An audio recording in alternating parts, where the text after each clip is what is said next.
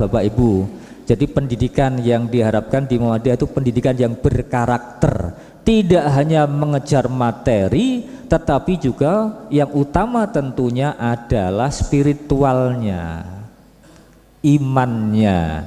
Nah, karena itu materi hari ini Bapak Ibu saya kenalkan tentang gerakan Muhammadiyah. Namanya saya gerakan. Gerak itu kan tidak berhenti. Kalau berhenti itu namanya jumud. Jumud ya berhenti, nggak ada usaha apapun. Tapi Muhammadiyah ada al-harokah, pergerakan. Al-harokatul Muhammadiyah, berarti pergerakan Muhammadiyah. Karena pergerakan Muhammadiyah itu ya tidak pernah berdiam diri. Jadi nggak pernah berhenti di dalam beraktivitas. Setiap apa yang dilakukan Muhammadiyah itu menghasilkan suatu karya yang bermanfaat pada umat. Maka lahirnya Muhammadiyah menghasilkan banyak amal usaha Muhammadiyah. Tidak hanya sekolah saja, mulai TK, SD, MI, SMP, MTS, SMA, SMK, MA sampai perguruan tinggi, itu adalah produk dari Muhammadiyah yang berpikir secara kafah, tidak berpikir secara parsial, tetapi secara keseluruhan. Jangan hanya mencukupi kebutuhan fisik saja, tapi rohaninya nggak dipenuhi, maka itu salah. Muhammadiyah mengharapkan pendidikan yang berkarakter. Karena itulah penyebaran Muhammadiyah adalah untuk umat, untuk umat. Nah, karena itulah jadi Muhammadiyah itu apa? Nah, ini gerakan Islam Bapak Ibu. Jadi Muhammadiyah itu gerakan Islam, bukan gerakan politik, bukan gerakan ekonomi, bukan gerakan nasional saja, bukan gerakan kedaerahan, tapi gerakan Islam. Karena gerakan Islam maka tidak terbatas oleh tempat, nggak terbatas hanya di Indonesia. Tapi kalau itu berbicara Islam, Muhammadiyah harus berkontribusi dari daerah, lokal, nasional, regional sampai internasional. Jadi sudah terpikirkan jauh, 1 abad yang lalu Muhammadiyah itu harus tidak hanya berdiam diri, maka harus bergerak.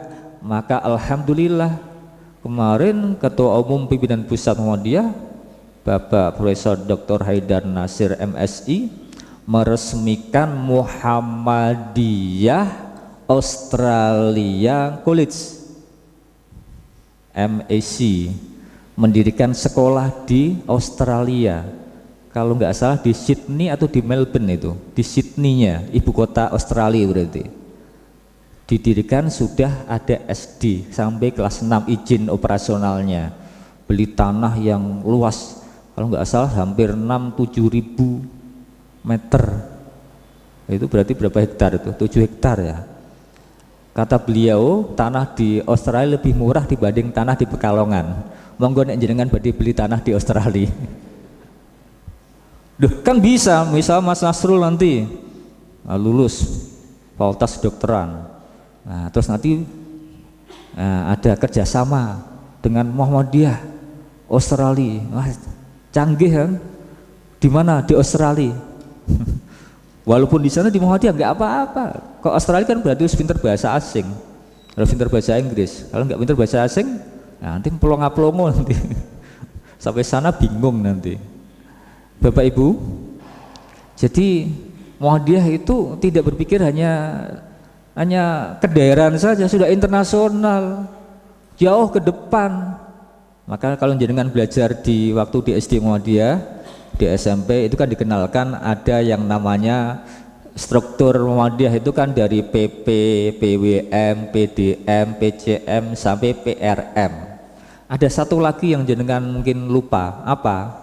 PCIM. PCIM itu kenapa? Pimpinan cabang istimewa. Yang namanya istimewa berbeda dengan yang biasa. M-nya Muhammadiyah. Jadi pimpinan cabang istimewa Muhammadiyah itu ada di luar negeri. Kalau nggak salah pertama kali itu di Mesir. Nah, pertama kali mahasiswa Indonesia keturunan dari keluarga Muhammadiyah yang sekolah di sekolah-sekolah Muhammadiyah, kuliah di Mesir, kemudian di sana mendirikan PCIM. Di samping itu ada Muhammadiyah, tidak hanya PCIM-nya saja. Misal di Malaysia ada Muhammadiyah Malaysia, di Thailand juga ada Muhammadiyah Thailand. Bahkan ada PCIM yang ada di Inggris juga ada, di Amerika ada.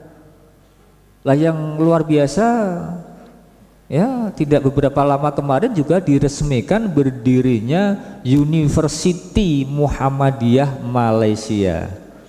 Kalau di Malaysia itu bukan universitas, university karena berbau Inggris. Kalau kita kan berbau Belanda, maka aktivitas bukan activity. Universitas bukan university, kualitas bukan quality, karena kita itu jajan Belanda, jadi semua tas itu. Kalau di Malaysia itu karena bekas jajahan Inggris, maka bahasanya seperti niru ke Inggrisan, jadi bahasa Melayunya agak ke Inggrisan. Sudah diresmikan University Muhammadiyah Malaysia, luar biasa.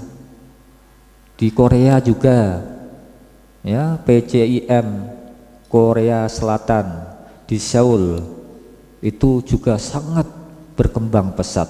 Bapak Ibu, ini Muhammadiyah berpikir ke depan, karena Muhammadiyah gerakan Islam, terus dakwah amar ma'ruf nahi mungkar dan tajdid. Tadi yang ayatnya dibaca surah Ali Imran ayat 104 tadi.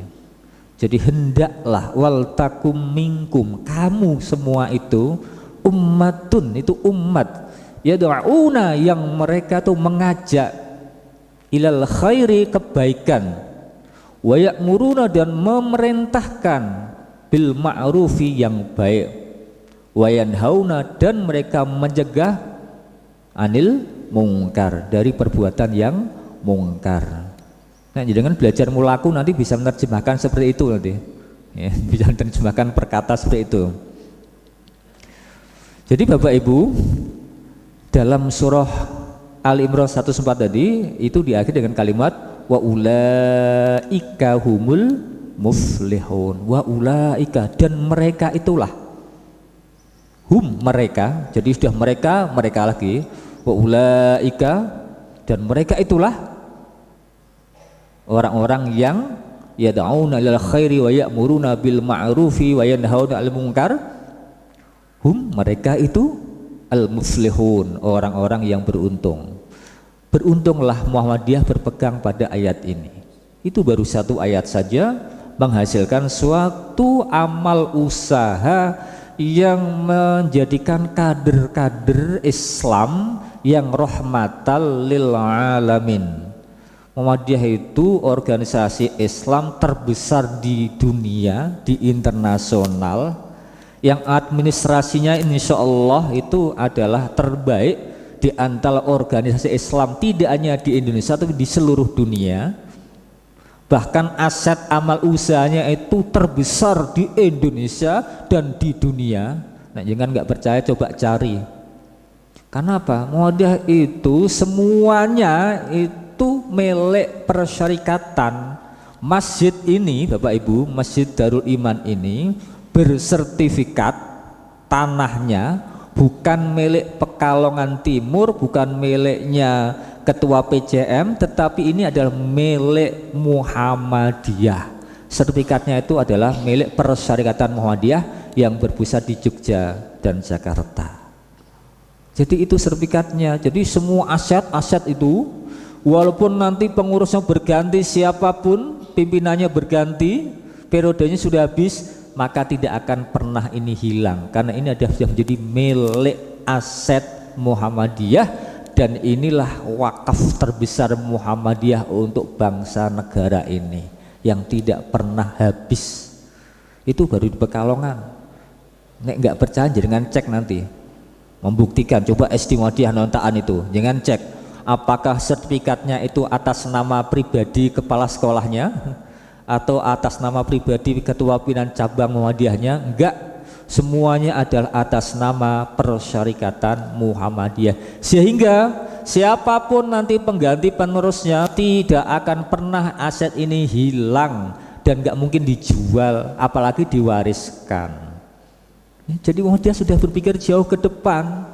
Lah itu kalau dihitung dari Sabang sampai Merauke, kira-kira berapa triliun? Apa ada aset organisasi Islam di dunia yang seperti ini? Ada Al-Azhar, tapi Al-Azhar kan hanya satu lingkup.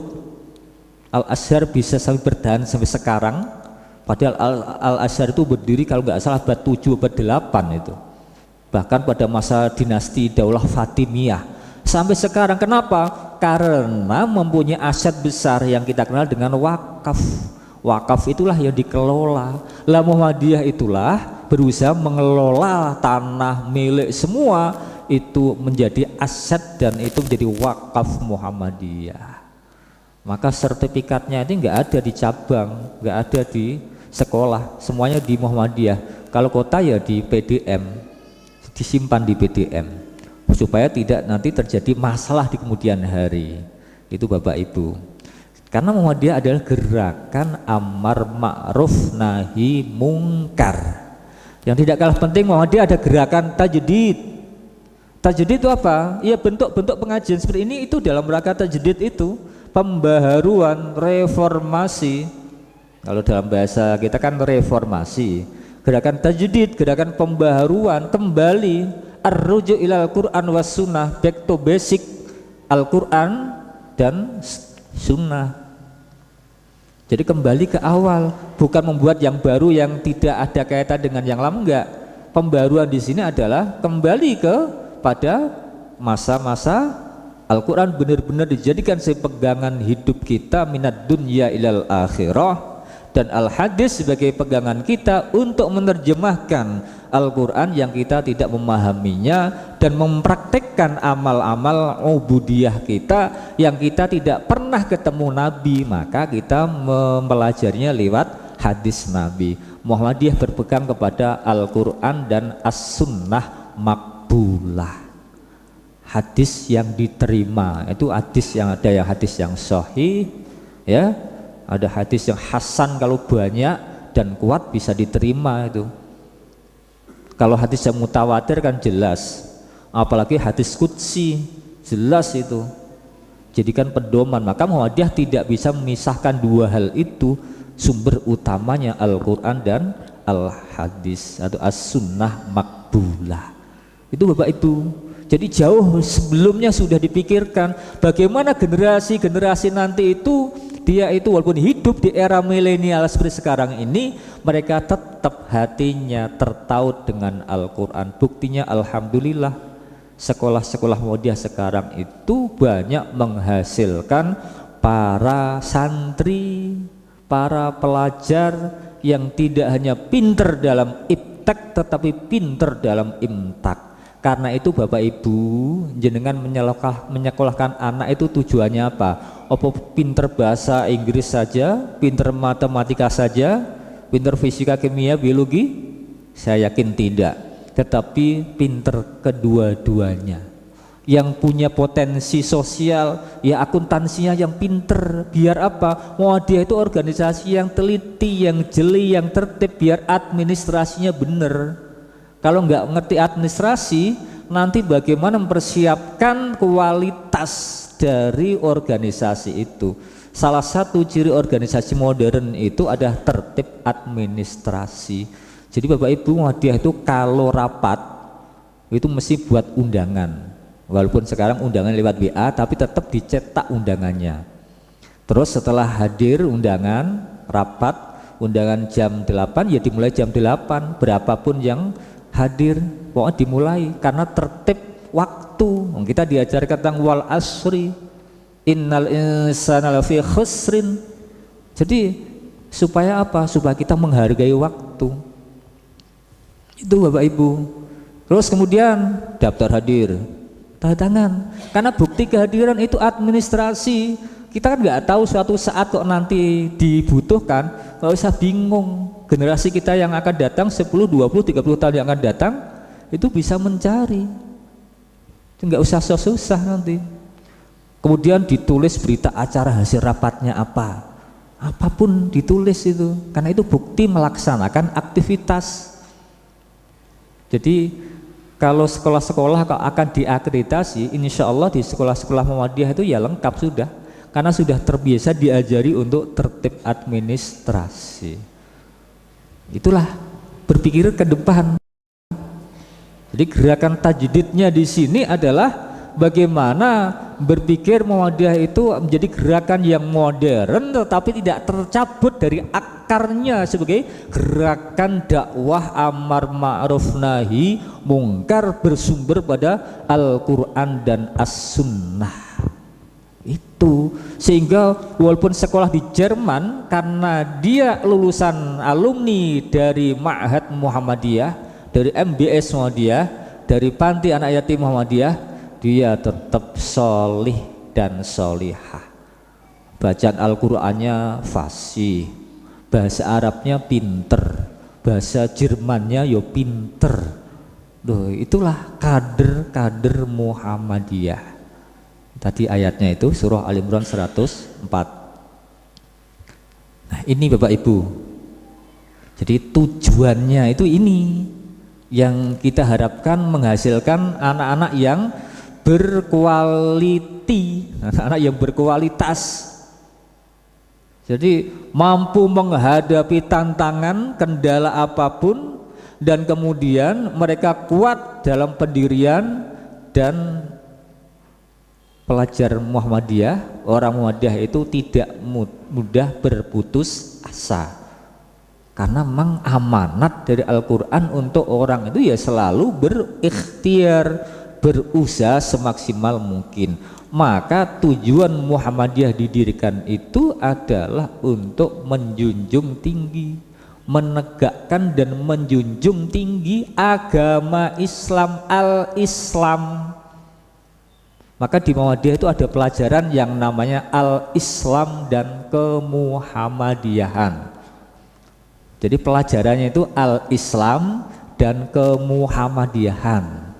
Al-Islam itu karena berisi tentang akidah, ibadah, akhlak, Al-Quran dan hadis, tarikh. Ya, jadi ibadah itu fikih. Nah, itu disebut dengan al-Islam. Maka Muhammadiyah untuk menegakkan, menjunjung tinggi agama Islam. Jadi apapun kedudukannya, dimanapun berada, sebagai apapun, maka mereka tetap karena kader persyarikatan Muhammadiyah, maka dia akan senantiasa menegakkan dan menjunjung tinggi agama Islam.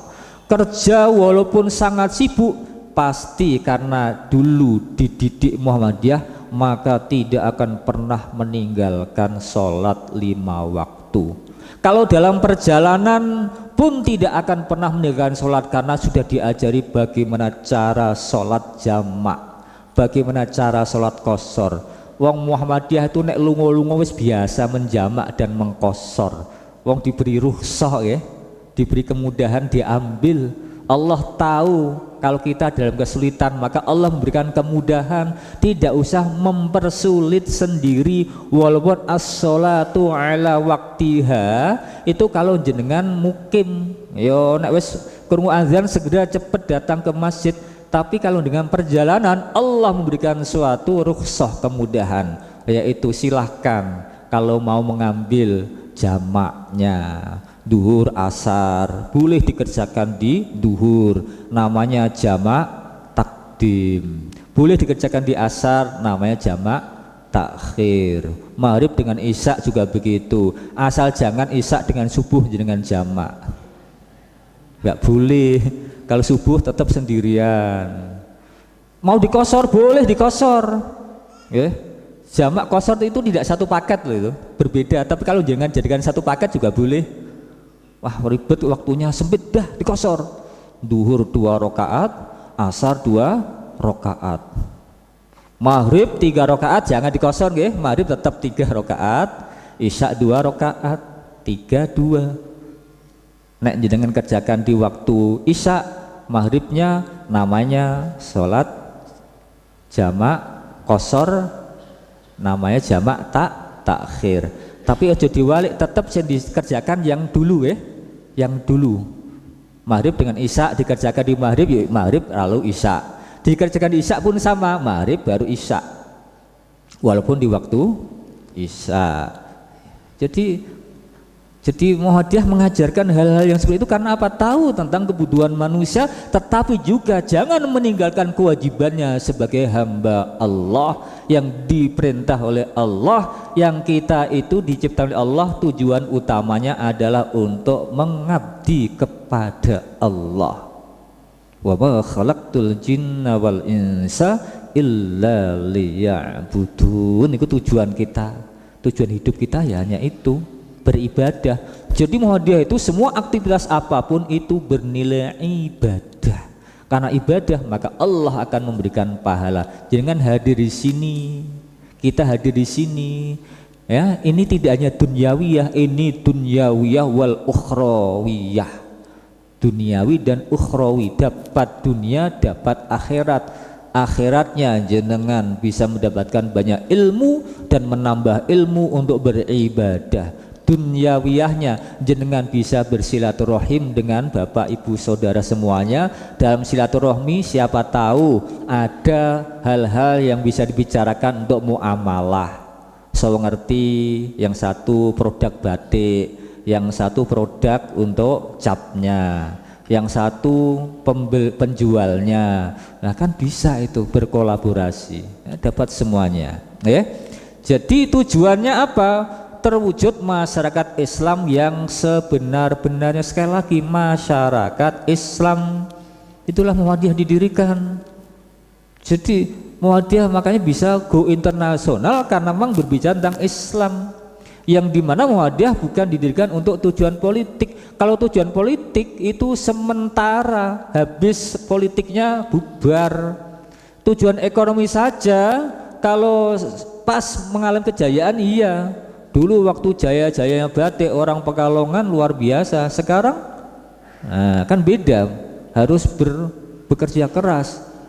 Kalau usahanya bubar, nanti bubar. Muhammadiyah karena tujuannya adalah untuk menegakkan dan menjunjung tinggi agama Islam, maka karena gerakan Islam maka tidak terpengaruh oleh politik, tidak terpengaruh ekonomi, tidak terpengaruh apapun. Karena apa? Karena berbicara Islam maka bisa unsur politik masuk. Jadi Muhammadiyah tidak alergi politik, walaupun bukan gerakan politik. Muhammadiyah cerdas dalam berpolitik, high politiknya tinggi. Jadi Muhammadiyah itu berpolitiknya tidak berpolitik rendahan, tinggi berpolitiknya. Ketoknya nggak berpolitik, itu berpolitik sendiri. Jadi ketoknya nggak berpolitik, itu politik tinggi. Muhammadiyah gerakan ekonominya ini sedang dibangun, bagaimana membangkitkan gerakan ekonomi kecil, gerakan ekonomi rakyat.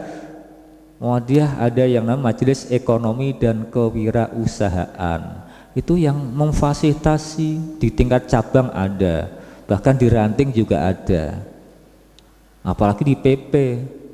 Banyak karya-karya anak Muhammadiyah yang sekarang menjadi booming ini. Jadi karena gerakan ini tidak hanya satu gerakan politik, ekonomi, sosial, budaya, karena gerakan Islam maka gerakan-gerakan itu bisa masuk ya, bisa ditampung di Muhammadiyah, difilter. Itu Bapak Ibu. Nah, harapannya ini Bapak Ibu ya, harapannya ini kita akan menjadi suatu apa yang diinginkan ya, dan kita kembali kepada Al-Quran surah Ali Imran ayat 110. Bunyinya Mas Nasrul, kuntum khairan ukhrijat linnas, kuntum khaira ummatin ukhrijat linnas ta'muruna bil ma'ruf wa tanhauna 'anil munkar wa tu'minuna billah. Ya cukup. Ini sudah Ali Imran 110 kok. Jadi Bapak Ibu, kuntum khaira ummatin, kalian, kamu semuanya itu khaira ummah, umat terbaik. Maka harapan Muhammadiyah untuk menjadikan masyarakat Islam yang sebenar-benarnya, masyarakat Islam yang sebenar-benarnya itu masyarakat yang khairu ummah. Kalau di dalam surat Saba ya 115 itu harapannya menjadi baldatun thayyibatun wa rabbun ghafur. Jadi khairu ummah kemudian dirangkai menjadi baldatun thayyibatun wa rabbun ghafur.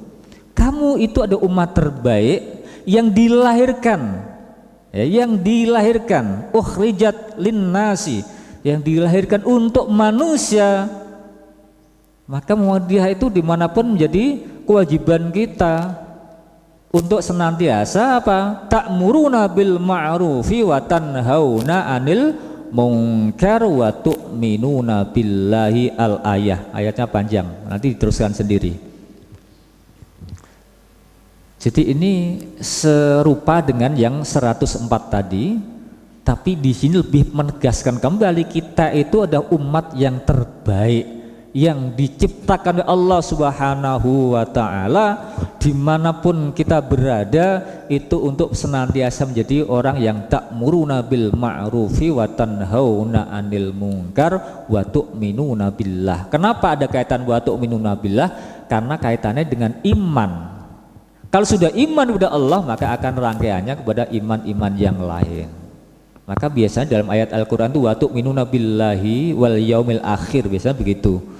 Man amana billahi wal yaumil akhir. Jadi beriman kepada Allah dan hari akhir itu selalu dirangkai karena berkaitan dengan keyakinan kita kepada Allah dan keyakinan manusia akan hidup setelah di dunia ini. Karena kita hidup setelah di dunia ini, percaya ada kehidupan kembali, maka orang Muhammadiyah itu percaya semua amal, semua aktivitas, semua usaha dan kerjaan kita itu pasti dimintai pertanggungjawaban oleh Allah Subhanahu wa Ta'ala. Jadi pengurus apapun, sekecil apapun, selain ya amanah kepada anggotanya, wajib amanah tanggung jawab yang tidak bisa kita remehkan, yang utama adalah kepada Allah Subhanahu wa Ta'ala. Maka Bapak Ibu, kalau sudah dipercaya sebagai pimpinan di Muhammadiyah, baik dimulai tingkat ranting maupun sampai tingkat PP ya, itu insya Allah amanah. Kalau ada pimpinan Muhammadiyah tidak amanah, berarti belum memahami tentang Al-Quran. Surah Ali Imran 104 dan surah Ali Imran ayat 110. Nah, ada enggak? Ya, seandainya ada, itu bukan kesalahan Muhammadiyah tapi oknum, karena manusia. Tapi insya Allah di Muhammadiyah sudah terbina, terdidik, terlatih sejak kecil untuk berikhlas di dalam berbuat apapun. Tapi jangan lupa bahwasanya kita hidup itu selain hidup untuk akhirat juga berpikir untuk hidup dunia. Maka kalau sudah aktif di Muhammadiyah itu mewakafkan waktu, tenaga, biaya, pikiran itu ikhlas. Orang bakal ngersulo, nggak bakal merasa rugi. Karena apa? Mendapatkan dua hal. Yang pertama tentunya adalah melatih kita menjadi orang yang lebih banyak bersabar karena kita berkomunikasi dengan orang lain, menjadi orang yang independen, menjadi orang yang senantiasa menghargai orang lain, berarti apa? Toleran. Dan yang kedua tentunya kewajiban kita kepada Allah, kita mengharap ridho Allah, pahala dari Allah Subhanahu wa Ta'ala, karena kita yakin semua itu adalah ibadah. Itu Bapak Ibu ya. Selanjutnya ini terjemah tadi, ini yang surat Saba ayat 5 berkaitan dengan baldatun thayyibatun wa rabbun ghafur. Laqad kana li sab'in fi maskanihim ayah jannatani an yaminin wa shimal kulu min rizqi rabbikum washkuru lah baldatun thayyibatun wa rabbun ghafur. Nah ini jadi Ini jenengan nanti bisa lihat di surat Saba ayat sebelumnya, itu kan berkaitan dengan Allah memberikan suatu kenikmatan yang luar biasa kepada bangsa Saba, yang diberikan oleh Allah tanah yang begitu subur, begitu makmur. Digambarkan dalam ayat ini, laqad kana, sungguh adalah, li Sabain, bagi kaum Saba itu, fi maskanihim, di dalam tempat tinggal mereka, di tempat kediaman mereka itu, ya, ayatun, terdapat ayat-ayat, tanda-tanda kekuasaan Allah Subhanahu wa ta'ala. Jadi ayat itu kalau mengartikan tuh ya tanda, maka ayat berapa, tanda berapa. Ayatum min ayatillah, berarti tanda-tanda dari tanda-tanda kekuasaan Allah. Apa diberikan kepada mereka? Jannatani. Kalau jannatun surga, maka jannah itu bermakna raudhah, taman. Jannatani itu bermakna suatu kebun atau taman, ya. Jadi jannatani an yaminin, jadi taman atau kebun, an yaminin, dari sebelah kanan, washimalin, dan sebelah kiri. Artinya apa?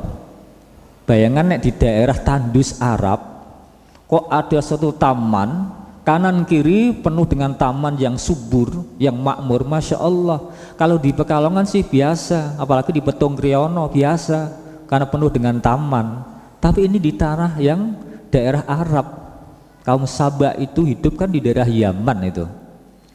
Kulu min rizki rabbikum, kulu, makanlah, ya, makanlah kamu semua, mirizki, dari rizki rabbikum, Tuhanmu, tapi washkuru, bersyukurlah kamu semua, lahu, kepada Allah. Lah sudah diperintahkan seperti itu kok nggak mau bersyukur. Nah kan lahirlah yang namanya ujian, cobaan, musibah, bencana kepada umat tersebut karena tidak mau bersyukur. Bangsa Saba yang tidak mau bersyukur pun ya sama, nantinya akan mendapatkan ancaman, musibah, bencana dari Allah Subhanahu wa ta'ala. Negeri itu digambarkan sebagai baldatun, negeri, ya, thayyibatun, yang indah, yang baik. Thayyib itu baik, negeri yang baik. Ini kan tafsirnya kan panjang itu. Negeri yang baik itu negeri yang adil, makmur, negeri yang gemah ripah loh jinawi.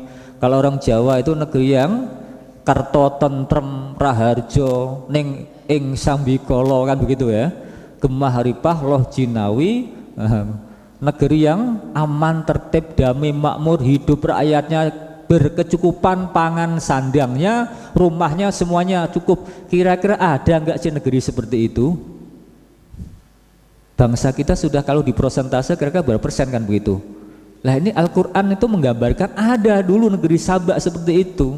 Dan yang tidak kalah penting ada warabbun wafur, negeri yang di dalamnya ada Tuhan, Rabbun, Allah Subhanahu wa ta'ala, yang wafur, yang maha pengampun. Berarti saat itu negeri itu rakyatnya itu rakyat yang religius, yang tidak hanya dijadikan slogan saja, tapi benar-benar dilaksanakan.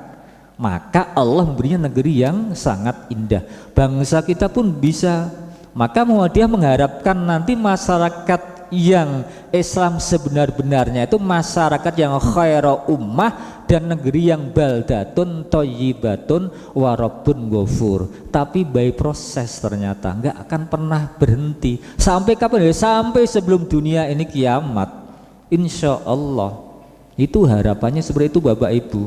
Lah lewat jalur pendidikan inilah jenengan akan bisa menuai hasilnya. Sama-sama jenengan masukkan di sekolah, ya masukkan sajalah di sekolah-sekolah Muhammadiyah yang sudah jelas.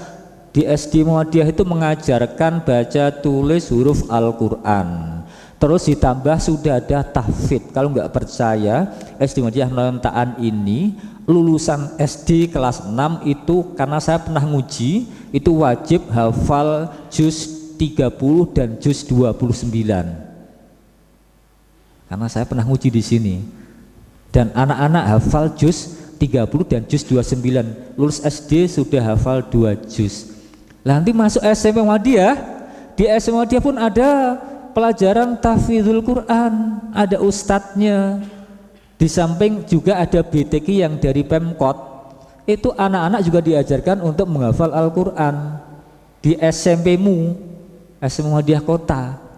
Jadi cukuplah insya Allah pendidikan umumnya ada lengkap dan fasilitasnya lengkap, labnya lengkap, lab komputer ada, lab IPA ada, bahkan ada lab bahasa. Dimasukkan berikutnya di SMA, SMK sama. Walaupun SMK juga diajarkan bagaimana anak-anak itu berkarakter, maka anak-anak SMK pun ya banyak yang hafal Al-Quran. Anak SMA juga, nih buktinya. Apalagi yang MBS itu menjadi sekolah kader. Kita berharap lulusan MBS itu pinter berkomunikasi bahasa Arab, bahasa Inggris, dan juga hafal Al-Quran, baik MBS Kiai Haji Mas Mansur maupun MBS Putri Taruna di Kerapia.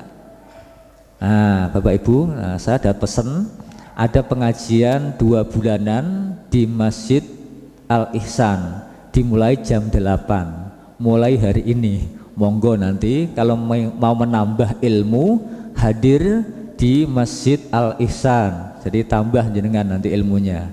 Insya Allah nanti Buya Rusman akan mengisi. Beliau dari pimpinan pusat Muhammadiyah Majelis Tablik. Monggo, mungkin jam 8 nanti setelah dari sini. Setiap 2 bulan sekali, dieling-eling ya, 2 bulan sekali Masjid Al-Ihsan mengadakan pengajian rutin. Insya Allah pembicaranya dari berbagai unsur. Ini dimulai dari PP ini, mungkin nanti dari PWM. Karena sudah jam 7.15 Bapak Ibu, insya Allah, nah ini memang kami ingin menekankan kepada Bapak Ibu, ini kan menghadapi tahun pelajaran baru. Monggo, gak usah berpikir tentang anakku kudu pinter matematika, Inggris, bahasa asing, tak sekolahkan di negeri saja. Di Muhammadiyah sudah cukup, bahkan lebih, bahkan kita mempunyai karakter yang lebih. Di Muhammadiyah ya itu bisa dikatakan sudah full day school. Gambarannya kan kalau ini enggak corona itu sudah full day school loh. Wong SMA itu juga sampai jam setengah 4, SMK juga begitu jam 4, SD juga ada yang sampai jam 2. Artinya anak-anak kita didik dengan pendidikan umum dan pendidikan agama. Kita beri skill, kemampuan untuk belajar ya, membuat karya, bisa membuat IT ya kan, bisa membuat, menulis sastra, menulis karya tulis dan sebagainya. Yang pinter baca Al-Quran diajari dengan semakin bagus tahsin, yang mau menghafalkan diajari untuk hafalannya, dan insya Allah semuanya teraih. Itu harapannya Bapak Ibu. Monggo mohon dukungannya nggih. Ini MBS sudah inden, monggo ya, MBS Putra maupun Putri dengan biaya murah karena di lingkungan kota strategis. Monggo lulus SD, yang putra masukkan di MBS Haji Mas Mansur, yang putri masukkan di MBS Taruna Kerapia.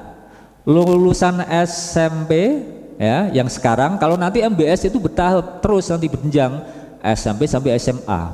Terus nanti kuliahnya kita akan kerjasama, ada UMPP, ada Unimus, ada UMY, ada UMS. Monggo. Kalau terpaksa di negeri boleh, tapi di negeri yang lewat jalur UTBK atau SNMPTN. Tapi kita sudah membekali anak dengan bekal yang kuat.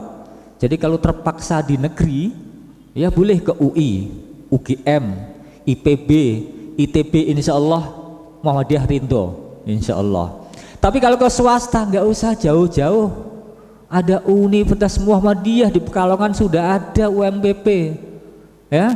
Di Semarang ada Unimus, di Solo ada UMS yang masuk 10 besar, ya, perguruan tinggi, bahkan nomor 1 atau 2 ya, pokoknya 2 besar perguruan tinggi Islam internasional itu Universitas Muhammadiyah Surakarta itu, nggak main-main tuh.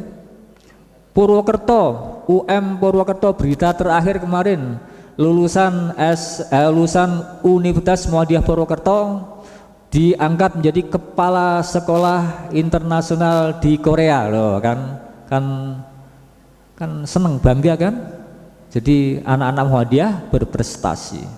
Oke, saya kira itu, terima kasih, sekedar sebagai mari bersama ya. Insya Allah di Muhammadiyah sudah cukup pendidikan. Nek kepengen kok mondok tok, Muhammadiyah juga punya pondok. Tapi kalau bisa ya dua-duanya lewat MBS itu diajari pesantren, putra putri jenengan pinter bahasa Arab, bisa membaca kitab gundul. Nanti bisa itu baca kitab gundul ya, kitab kuning, pinter bahasa Arab, hafal Al-Quran, tapi anak-anak juga pandai dalam ilmu pengetahuan dan teknologi. Jadi harapan kami jenengan dapat dua-duanya, dapat ipteknya, imtaknya tetap melekat. Karena jenengan hanya mengejar materi di negeri tok, bukannya saya benci negeri, bukan, karena kami punya sekolah sendiri ya. Dan itu sekolah Muhammadiyah, ya mari kita junjung. Siapa yang akan menghidupkan sekolah Muhammadiyah kalau bukan kita? Nggih, monggo dimasukkan saja, didaftarkan sekarang, nggak usah nunggu nanti. Yes, pulang dari sini anaknya, keponakan, cucu langsung daftarkan. Yang lulus SD langsung ke MBS Putra, MBS Putri. Yang lulus SMP ke SMK Muhammadiyah, ke SMA Muhammadiyah, monggo pilih. Yang lulus SMA masukkan ke UMPP, mau pilih yang Fakultas Ekonomika dan Bisnis yang ada di Jalan Mas Mansur dan jalan apa itu yang sebelahnya Pemkot itu, Sriwijaya. Kalau yang Fakultas Kesehatan yang di Pekajangan, kalau yang Fakultas Teknik yang di Kajen, monggo pilih, sudah lengkap. Jadi orang Pekalongan nggak usah jauh-jauh, insya Allah dari TK sampai perguruan tinggi cukup. Oke, saya kira itu. Terima kasih. Mohon maaf apabila ada yang kurang benar. Kalau ada yang mau ditanyakan, monggo sebelum saya akhiri. Kalau mau ada yang di sharing, monggo. Wonten? Ibu-ibu, bapak-bapak ada? Cukup ya? Oke, cukup. Jangan lupa jam 8 ditunggu di Masjid Al Ihsan. Terima kasih dan mari kita akhiri dengan doa kafaratul majlis bersama-sama. Subhanakallahumma bihamdika asyhadu an la ilaha illa anta astaghfiruka wa atubu ilaik. Mohon maaf atas segala khilafan dan kekurangan. Nasrul minallah wa fatun qarib. Wassalamualaikum warahmatullahi wabarakatuh.